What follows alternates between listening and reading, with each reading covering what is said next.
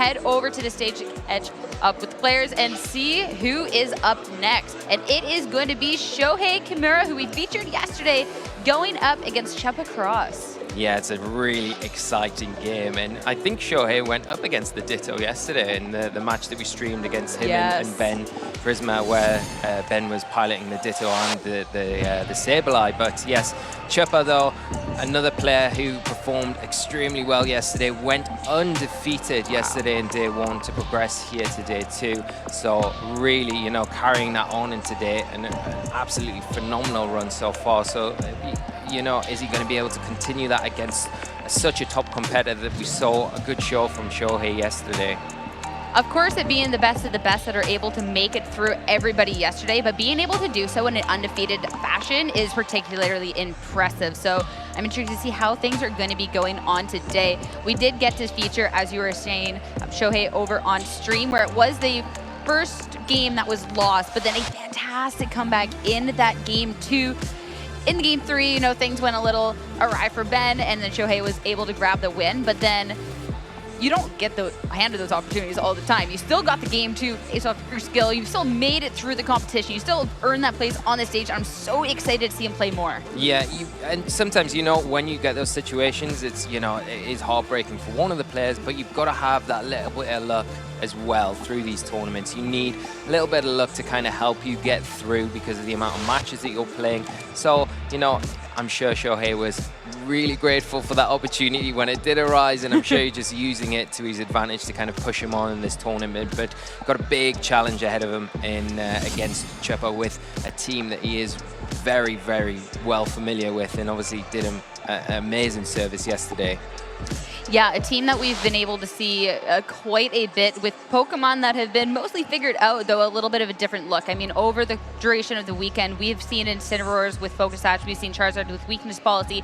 Little advantages to help them going on forward. So I'm particularly interested to see exactly how this more standard team is going to be in battle, if it is something that we've come to expect in the past, or if it's one of these new looks. Yeah, and that's the big thing, you know, the little tweaks, like you mentioned, is such a great point, because it's the little differences in these really well put together teams that make it even better and take it to that next level and make it harder for your opponent to play against. Whereas they're going in and thinking, okay, I've played this team a bunch of times, I know what I need to do against it, but if there's one little difference there, that can tip the tables, tip the scales in that player's direction, and you know it can just take things out of control. But the big thing from this game is that there's that weather war, and I always love a weather war, so it's going to be an interesting one to see how both players approach this one and try and overcome the other side of the field.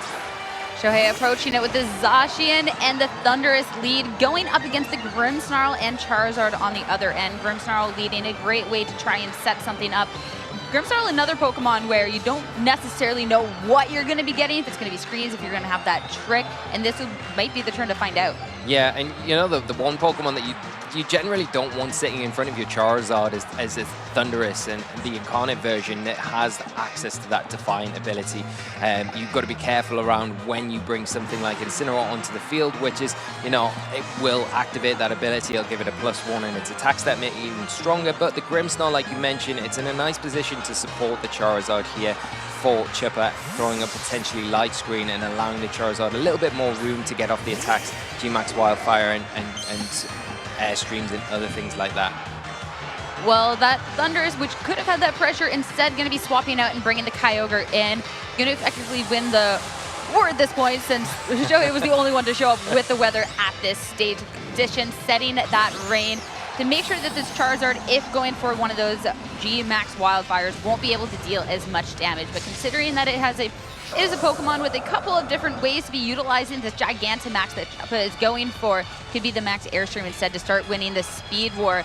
Reflect and make sure the Zacian on Shohei's side not going to be able to do quite as much damage over on to Chuppa, as that Behemoth Blade is going to come out. Yeah, but it'd probably be enough, depending on the item here, to pick up the knockout here on Grimmsnarl. Like we see, it does go down, but I think Grimmsnarl, for the most part, has probably done its job. You know, you look at the big threats for Charizard on Shohei's team, you're looking at the Thunderous, which is physical, and it pretty much stops there as long as you can keep control of the weather with your Groudon. Obviously, currently the rain is up, which is a great play from Shohei to reduce the damage there to allow the Zacian to survive. Yeah, it does take still a lot of damage though, and now that G-Max Wildfire, that damage is going to be set up. So at least a way to make sure that over time, Shohei's Pokemon are going to get shipped further down. And with the Grimmsnarl going down, now have that free swap to maybe bring in the weather to do a bit more damage. Yeah, it's a perfect opportunity for that Groudon to hit the field and really implement that pressure even more, making it difficult, kind of pinning Shohei to remove the Kyogre right now.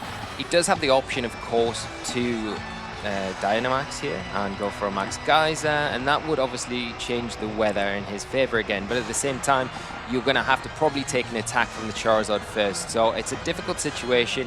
The Zacian is threatened from the Charizard, of course, and the Kyogre not in a really favorable position as well, so I feel here Shohei might have to do some adjusting with the Kyogre. Maybe if you've got that Incineroar in the back, it's a great time to bring it in, but at the same time of doing that, you're kind of putting yourself in harm's way, potentially a Precipice Blades from the Groudon.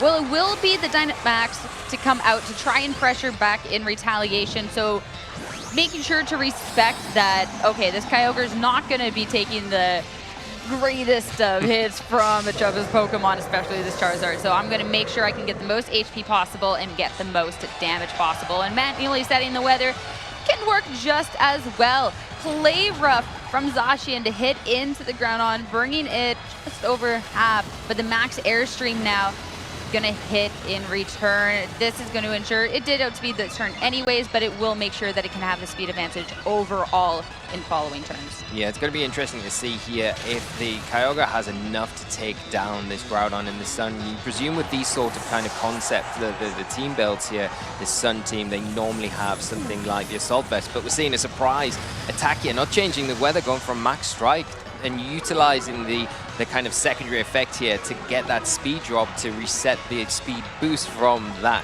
airstream that the Charizard threw off into the Kyogre. Really interesting because, yes, being able to go back and make sure, okay, I'm not going to let my opponent get too much speed control, obviously fantastic, but all of a sudden that is not doing the greatest of damage, and you're setting your Dynamax Pokemon up for that, and it's already taken so much damage in retaliation. We got to see that the Charizard did outspeed it last turn anyways.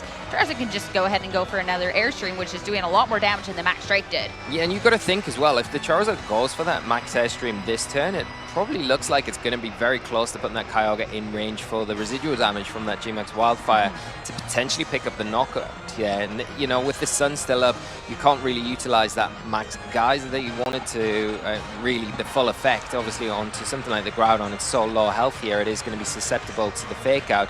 But the Charizard sitting in a pretty comfortable position for Chuppa, and I feel like Shohei is on the kind of a little bit of the back foot at the moment. Yeah, especially since this Max Airstream will fire off again, dealing a lot of damage into the first who swapped in Incineroar. And here it is. It will be the speed boost yet again. And that will allow this Groudon to go for this Precipice Blades. The Incineroar is gone, but the Kyogre will stick around to have another opportunity to fire something off. Yet again, going with that speed denial in this Max Strike, it will pick up the KO this time. Yeah, and that's the Groudon gone, and it does make it a little bit more tricky for Chuppa to deal with, you know, the remaining Pokemon in the Thundurus in the back that Shohei's got, but it's going to be 2-on-1 situation, really, once this Kyogre does go down. It does have another turn of its Dynamax left, so it does have the ability to kind of set that weather now the Groudon's left the field for Chuppa. But with something like Zacian coming onto the field now for Chuppa, he's in a very strong position to try and close this one out. So everything here for Shohei to do. Yeah, the Dynamax at least gone, so a bit of a window of opportunity, but there's so much damage has already been done, and this Kyogre is barely holding on. So a little bit of a tricky situation, especially with how fast Zacian just is anyways, and since it just got to be swapped in now, it doesn't have that speed drop like the Charizard, I mean, I guess did. Charizard's just a neutral, but here it is, Behemoth Blade. Going to act first, and this will surely be enough to just pick up this KO. I mean, this is barely holding on at that point, and now Shohei down to his final Pokemon. Yeah, you make a great point there. You know, the Kyogre's so low health at this point, and the Zacian kind of naturally outspeeding everything on Shohei's side of the field already. It makes it a near impossible job for him to kind of get this match back, where the Zacian's in that position to just pick up the knockout so quickly and easily. at least this is going to be some great information to take into the next game. The Wild Charge into the Charizard wasn't enough to pick up the KO, but it does show that there is that weakness policy in retaliation. So something that you can take into this game too and play around.